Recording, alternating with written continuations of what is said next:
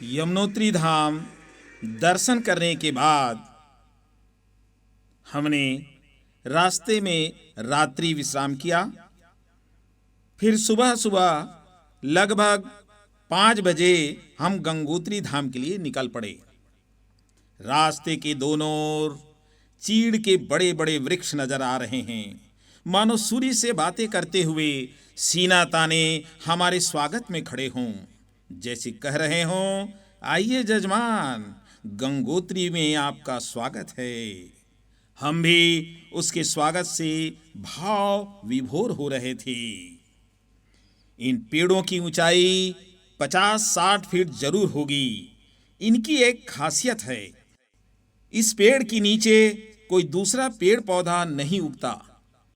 नजर डालिए, इसके नीचे कोई दूसरा पेड़ पौधा नजर नहीं आ रहा होगा, जैसे इन्हें वरदान मिला हो। खैर, खूबसूरती को निहारते हम आगे बढ़ रहे थे।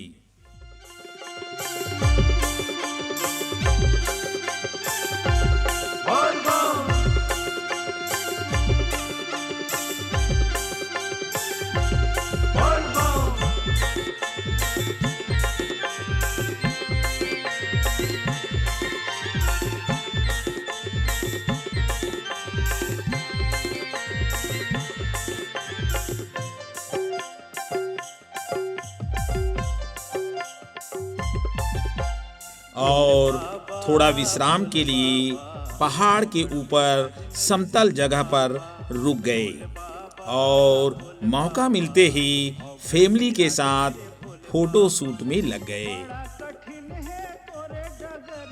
फिर मनमोहक दृश्यों को आंखों में कैद करते हुए हम आगे बढ़ते चले गए।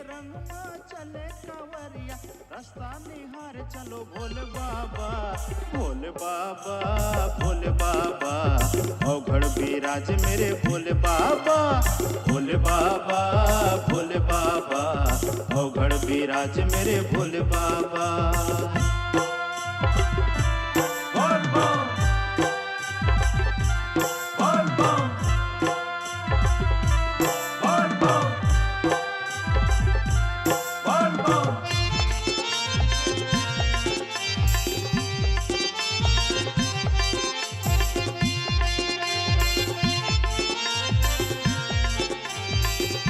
पहाड़ों को काटकर बनाया गया टनल में अब हमारी गाड़ी प्रवेश कर रही है।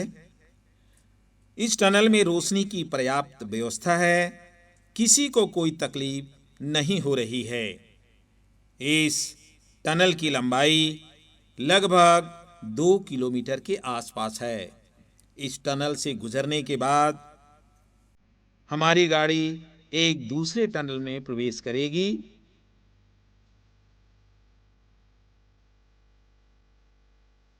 अब देख रहे हैं, पहले टनल से हमारी गाड़ी निकल चुकी है और ये दूसरा टनल है। तो थोड़ा अंधेरा है, लेकिन अंदर रोशनी की पर्याप्त व्यवस्था है। गाड़ी अंदर प्रवेश कर चुकी है। धीरे धीरे टनल से उठता हुआ हमारी गाड़ी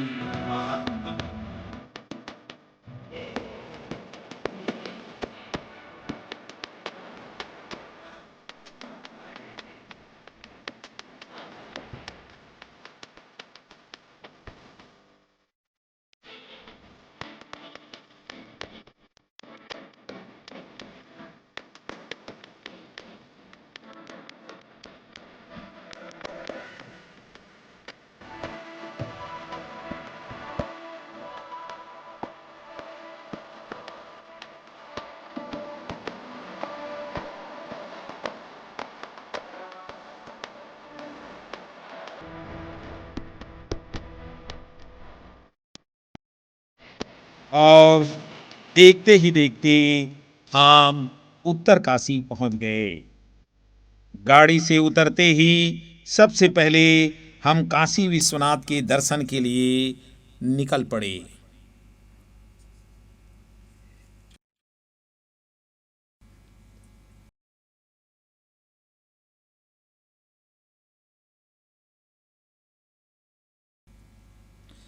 ये स्वागत गेट है साथियों।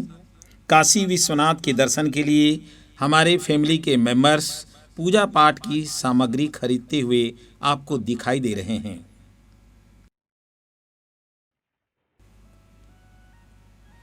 खरीदने के पश्चात धीरे धीरे एक एक करके सब मंदिर के अंदर प्रवेश करते जा रहे हैं।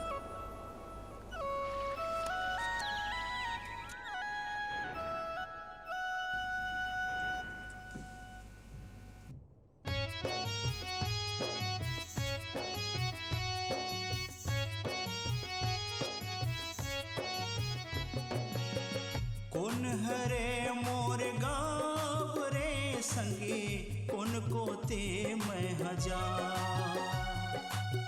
कौन हरे मोर गाँव रे संगी, कौन को ते मैं हजार।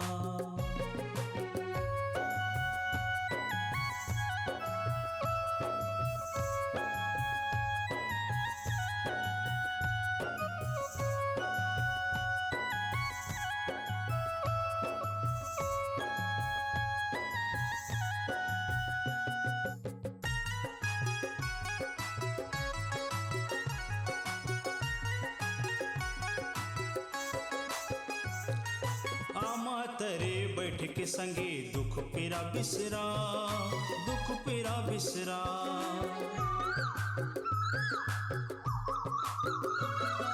कोयली के मिठ बोले माँ मैं सपना मा खो जा, सपना मा खो जा। नहीं है कौन को तिछाव रे संगी, कौन हरे मोर गाँव। कौन कोती मैं हजाव रे संगी, कौन हरे मोर गाँव। काशी विश्वनाथ के दर्शन के उपरांत हम गंगोत्री धाम पहुंच गए। ये गंगोत्री धाम का प्रवेश द्वार है, आप देख रहे हैं। मेरे साथ आइए आप भी अंदर चलिए। ये माँ गंगोत्री का प्रांगण है, जहाँ श्रद्धालु और तीर्थयात्रीगण आपको दिखाई दे रहे हैं। लोग एक एक करके लाइन में दर्शन के लिए खड़े होते जा रहे हैं। अभी पूजा प्रारंभ नहीं हुआ है और यहाँ भीड़ भाड़ भी कम है, क्योंकि हम सुबह सुबह पहुँच गए थे। देखिए मेरे फैमिली के लोग लाइन में खड़े होते जा रहे हैं। स्क्रीन पर आपको दिखाई दे रहा होगा कि किस तरह मेरे फैमिली के लोग धीरे धीरे लाइन में दर्शन के लिए आगे बढ़ रहे हैं। आप सभी ये अच्छी तरह जानते होंगे कि माँ गंगा इस धरती पर कैसे अवतरित हुई है।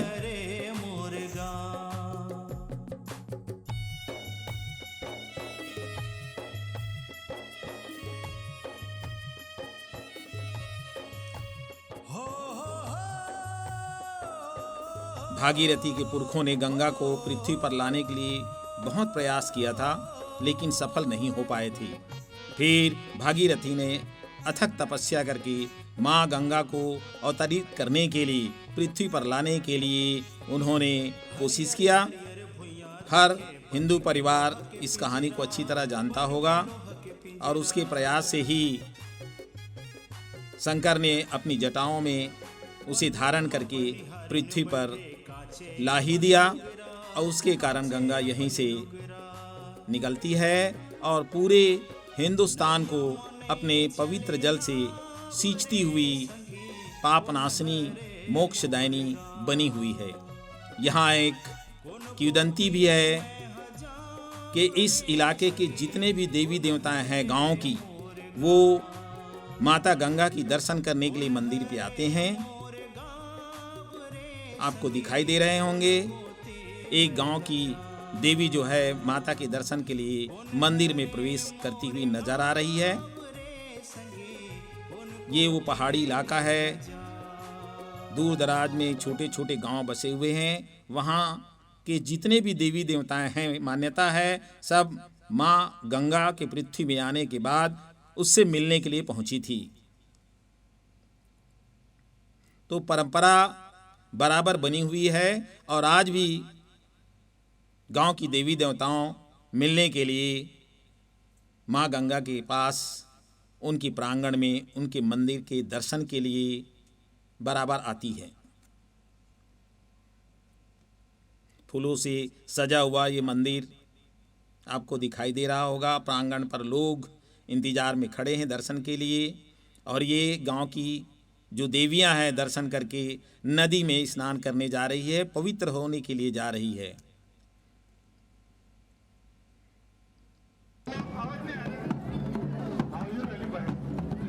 ये नाग देवी है जो माता गंगा के दर्शन के लिए आई है, और किस तरह ढोल बाजों के साथ नृत्य करते हुए नजर आ रहे हैं। इसमें हमारे फैमिली के मेंबर्स भी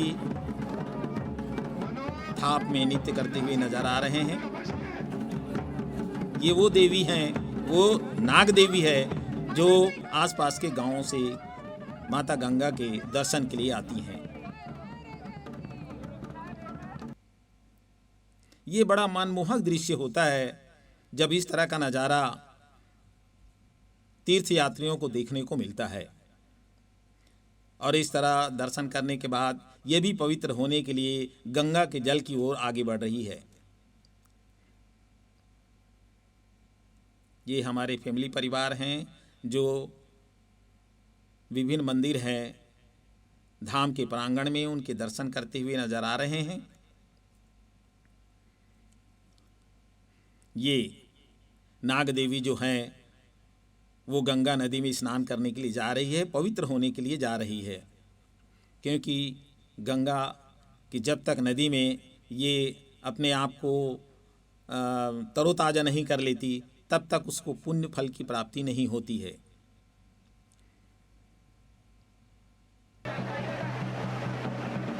आप देख रहे हैं किस तरह लोग नाग माता को लेकर के माँ गंगा के जलधारा के समीप पहुँच रहे हैं, और ये ऊंची ऊंची पहाड़ियाँ, बर्फ़ से ढकी हुई पहाड़ियाँ जहाँ से गंगा निकलती है, और आते आते क्योंकि ये सुबह का दृश्य है, पहाड़ों से जमी हुई बर्फ़ जो है पिघलकर जब समतल इलाकों में आता है तो उसका गंदा पानी बहने लगता है, और यही वो दृश्य जो आप देख रहे हैं। जैसे जैसे समय आगे बढ़ता है वैसे वैसे ये पानी जो है एकदम स्वच्छ और निर्मल नज़र आता है। ये देखिए किस तरह गांव की देवी देवता जो है नदी में उतरकर गंगा के जल को अपने शरीर पर छिड़क कर पवित्र हो रही हैं। इसलिए कहा जाता है यहाँ भी जो भी तीर्थयात्री या जो भी श्रद्धालुगण इस पवित्र धरा पर जलधारा पर स्नान करते हैं उन्हें मोक्ष और उनके समस्त पाप नष्ट हो जाते हैं।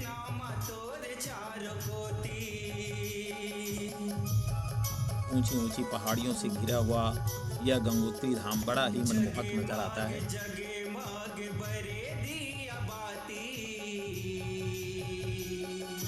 लोग यहाँ आने के बाद अपने आप को तरोताज़ा और काफ़ी सुकून महसूस करते हैं। यहाँ रुकने के लिए पर्याप्त व्यवस्था है। आप चाहे तो रुककर 1-2 दिन यहाँ के सुंदर स्थलों का भ्रमण करके काफ़ी आनंद प्राप्त कर सकते हैं। किसी प्रकार की यहाँ यात्रियों को कोई तकलीफ नहीं होती। खाने पीने की, रहने की पर्याप्त व्यवस्था यहाँ उपलब्ध है। दोस्तों, इस तरह हमारा चारों धाम का दूसरा पड़ाव यहीं पर ख़त्म होता है। तीसरे पड़ाव के लिए हम फिर आगे बढ़ेंगे। तब तक के लिए मुझे इजाज़त दीजिए। नमस्कार।